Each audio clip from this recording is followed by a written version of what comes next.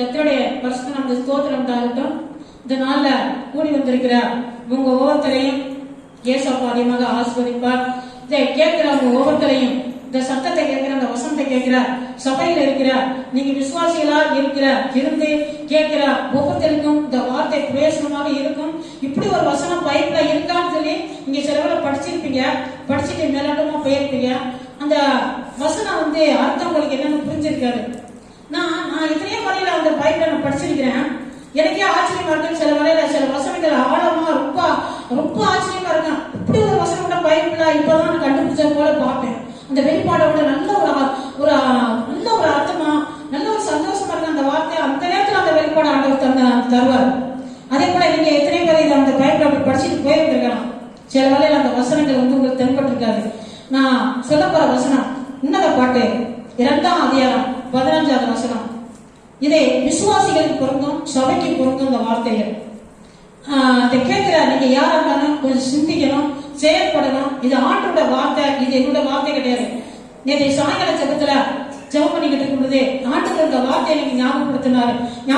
அதான் நிலைமைகளை சொல்லி போராடிக்கிட்டு இருக்கும்போது அப்ப இந்த வார்த்தையை மனசுல வந்துச்சு. உடனே டக்குன்னு பைப்பை போயிட்டு உருட்டி அந்த வசனத்தை கண்டுபிடிக்க இருப்பேன். பாசி ஜபம் நடத்திக்கிட்டு கூட அவர் பேசும்போது நான் பைப்பை சமுதாயமா தொட்டா என்னை பார்த்து ஒரு மாதிரி பறப்பாரு. இப்படியே பார்ப்பாரு, நான் உஷாராயிருக்கேன், நம்மள கண்டிக்கிறாருன்னு முடிய செய்யணும். இந்த எனக்கு அவசரம் தாங்க முடியல. அந்த வசனத்தை கண்டுபிடிக்கணும் 2 மணி நேரம் திறந்தவங்க பார்த்தேன். திரும்ப பார்த்தாலும் முடிவு வச்சுட்டேன். திரும்ப முடிச்சது போல அந்த வசனத்தை கண்டுபிடிச்சேன். என்ன வார்த்தைன்னு சொல்றேன், வாசித்து காட்டுகிறேன். திராட்சை தோட்டங்களை கெடுக்கிற புலி நரிகளையும் சிறு நரிகளையும் நமக்கு குடியுங்கள்.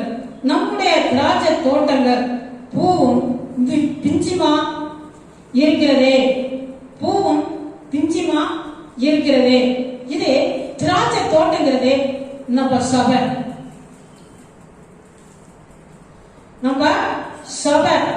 இந்த சபை இதுல நம்ம என்னத்தை பார்க்கணும்னு சொன்னா, இன்னைக்கு சபையை கெடுக்கிற புலி நரிகளையும் சிறு நரிகளையும். இந்த நரி என்ன பண்ணுன்னு சொன்னாக்கா, தோட்டத்துக்குள்ள போயிட்டு தோட்டத்துல இருக்கிறதுனால என்ன பண்ணும், குழி தோண்டும், ஓட்டப்பட்டு செடிகளெல்லாம் என்ன செய்யும், குழப்பி பிச்சு கீறி போட்டணும். எனக்கு நான் சின்ன பிள்ளையா இருக்கும்போது என்னுடைய அம்மா பிறந்த வீடு புதுக்கோட்டை மாவட்டம் ஆவணங்கிறது பக்கத்துல கன்னியாகுமரிங்கிற இடம். அந்த இடத்துல எங்க அம்மா நிறைய தலைமை கடை, 100 கணக்கான எண்பாங்க. அப்பெல்லாம் பார்த்தாங்க 200 ஏக்கருக்கு மேல இருக்கு. அவ்வளவு தலைமை காடுகள் இருக்கும்.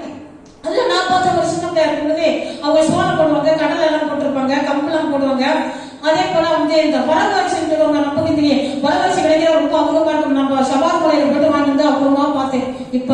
ஆனா நான் வரவரிசை சோறு எங்க அம்மா வீட்டுல பெரிய பானையில வச்சு படிப்பாங்க, மண்பானையில வச்சு படிச்சு நைட்ல டிஃபன் அதான் சாப்பாடு. அப்பொழுது சாப்பிட இவ்வளவு அரசா வாங்கி வச்சுட்டா அபூர்வமா பாக்குறேன்னு நான் நினைச்சிருக்கிறேன்.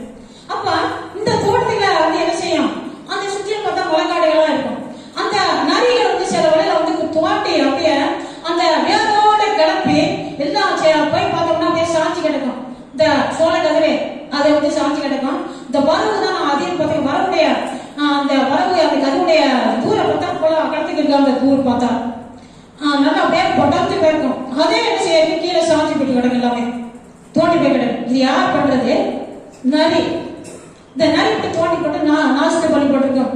இதே போலதான் நீங்க சபை நம்ம திராட்சை தோட்டமாக இருக்கிற இந்த சபையில சிலவே என்ன செய்யக்கூடாது, நரி வலையாக இருக்கக்கூடாது. நரினா தந்திரம் உள்ளது, கெடுக்கிறது, நஷ்டத்தை உண்டு பண்றதுமாக இருக்காம நம்ம ஒவ்வொருத்தருமே சரி சபை இந்த திராட்சை தோட்டம் கெடாதபடி அது நல்லா இருக்கிறதுக்கு நம்ம முயற்சி எடுக்கணும். யாரெல்லாம் சபைக்கு விரோதமாக செயல்பட்டு ஒரு ஆத்மா ஒரு திராட்சை கொடியை போல இருக்கிற அந்த கொடி கட்டி போறதுக்கு, அது கறி போறதுக்கு, அது நாஸ்தி ஆகிறதுக்கு, அது வேரோட கிளப்பி அது சுத்தமாக எரிஞ்சு போகிறதுக்கு ஏதுவாக நம்ம நரி குணமுள்ளவர்களாக நம்ம இல்லாதபடி சொல்ற புரியுதா? புலி நரியை போல அந்த சிறுநரியை போல இருக்கக்கூடாது. சிறுநரியை ரொம்ப ரொம்ப அட்டகாசமா இருக்கும், ரொம்ப அட்டகாசமா இருக்கும். நான் பார்த்திருக்கிறேன், நரி ஊற போடுறத பார்த்திருக்கிறேன்.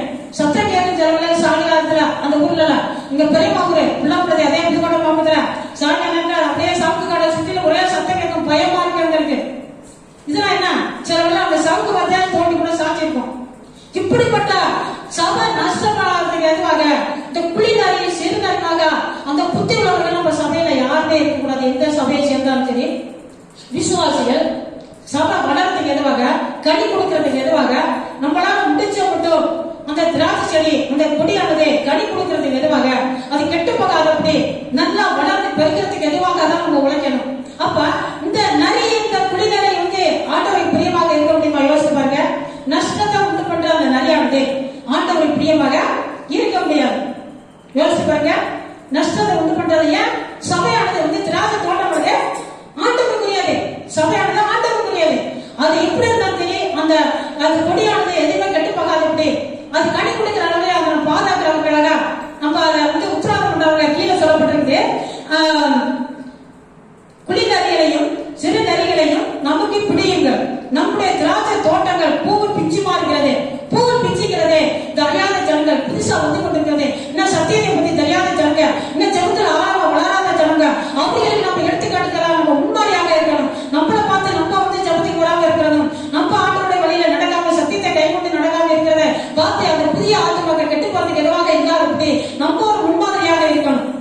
நம்ம முன்மாதிரியாக இருக்கணும். நம்மளை பார்த்து அந்த புதிய ஆத்மா அவங்களும் அந்த ஆழமான சத்தியத்திலே அந்த ஆழமான வசனங்களை கேட்க உருவாக்குறதுக்கு ஜபத்துல ஆசீர்வாதங்களை பெற்றுக்கொள்றதுக்கு அது எதுவாக இருக்கும். அதனால இந்த நரிபுத்தியா இருக்கிற இதுகளை எடுத்துப்பட்டு பிடிங்க அப்படின்னு சொல்லப்பட்டிருக்குது. இப்ப அது பிடிச்சி என்ன நமக்கு பிடிங்க. நம்முடைய திராட்சை தோட்டங்கள், நம்முடைய திராட்சை தோட்டத்தை கிடைக்காது பிடிங்க. பிடிச்சி நம்ம கட்டி போடணும். கட்டி போடுறது எப்படி என்ன சொன்னாக்கா, அது கட்டு போகாதபடி திராட்சை தோட்டம் கட்டு போகாதபடி நம்ம ஜெபிக்கணும். ஜெபிச்சு அந்த நரிகளை கட்டி நம்ம அப்புறப்படுத்தணும். அதை சேராக பண்ணணும். நரிய என்ன செய்ய முடியாது, ஆடாக மாற்ற முடியாது. ஆட்டை பிடிக்க முடியாது நரிய. அதனால என்ன செய்யணும், அந்த நரி அப்படிப்பட்ட நரி புத்தியா நம்ம யாராவது இருப்போம்னா அந்த புத்தியில ஆண்டவரை அப்புறப்படுத்தி அவரை நல்ல சகோதரன் சகோதரிகளாக, நல்ல ஒரு விசுவாசிகளாக, நல்ல கனி கொடுக்கிறவர்களாக அவர்கள் மாற்றத்துக்காக நம்ம ஜபம் பண்ணணும். நம்ம பிடிக்க வேண்டும். அது யாரு நரிங்கிறத அதை கண்டுபிடிச்சு அதை பிடிச்சி அவர்களுக்காக நம்ம ஜபம் பண்ணும் பொழுது அதே சபைக்கு அந்த திராட்சை தோட்டத்துக்கு ஆசீர்வாதமாக இருக்கும். அந்த திராட்சை தோட்டம் கனி கொடுக்கிறதா இருக்கும். இதை கேட்கிற அருமையான சகோதரன் சகோதரிகள், நீங்க யாராவது எந்த சபையில இருந்தாலும் சரி, எந்த சபைக்கு போனாலும் சரி, நீங்க எந்த சபையில இருந்தாலும் சரி, சபை வளர்றதுக்கு எதுவாக, கனி கொடுக்கறதுக்கு எதுவாக நீங்க போராட வேண்டும். நீங்க முயற்சி எடுக்க வேண்டும். அதுக்காக ஜெபிக்க வேண்டும். நரிபுத்தியாக இருக்கக்கூடாது. தந்திரமா பேசி அப்படி பேசி இப்படி பேசி சபையை இந்த திராட்சை தோட்டத்தை கெடுக்கிறது போல நம்ம நடத்திக்கிற கூடாது. ஆண்டவருடைய பார்வையில் ஆண்டவர் பார்த்து இருக்கிறாரு. சபை ஆண்டவருடையது, ஊழியக்காரர்களுக்குரியதில்லை. நாங்க எப்பொழுதுமே ஒரு சோகணும். ஆண்டவரே இந்த சபையை நீர் ஆள வேண்டும் அப்பா, இந்த சபையை ஆண்டு கொள்ளுங்க, நீங்க நடத்துங்க ஆண்டவரே, நீங்க பாதுகாத்துக் கொள்ளுங்க ஆண்டவரே. ஆண்டவரே இந்த சபை மக்கள் உடையவர்கள், நாங்கள் உடையவர்கள் ஆண்டவரே எப்போது ஒப்பு கொடுக்கிறது. ஆண்டவர் தான் இந்த சபையின் தலைவனுங்க ஒப்பு கொடுத்து ஜபம் பண்றது. நம்ம எல்லாருமே ஆண்டோட பிள்ளைங்க, அவரோட பார்வையில் இருக்கு. அவர் தான் சபைக்கு தலைவர். அப்ப அவரோட பார்வையில நம்ம சபைக்கு விரோதமா ஒரு காரியத்தை செய்தோம்னா, சபை கட்டி போறதுக்கு எதுவும் ஒரு பெருமையா பேசணும்னா அது ஆண்டோட பார்வையில் இருக்கிறது நமக்கு அது தண்டனைக்குரியது ஆகும்னு சொல்லி அந்த பையன் நம்ம ஒவ்வொருத்தருக்குள்ளேயுமே வரணும். அப்ப ஆண்டவர் ஆசீர்வதிப்பார் அருமையானவர்களே. அதனால அந்த நரி குணங்களை நம்மளை விட்டு அப்புறப்படுத்தி நல்ல பிள்ளைகளாக மாறி சபைகளை நம்ம இருந்தோம்னா கனி கொடுக்க ஆண்டவர் ஆசீர்வதிப்பார், வழிநடத்துவார். இந்த வார்த்தையை கேட்டால் உங்க ஒவ்வொருத்தரையும் பாதியமாக ஆசீர்வதிப்பார். நான் கர்த்தருக்குள்ள விசுவாசிக்கிறேன்.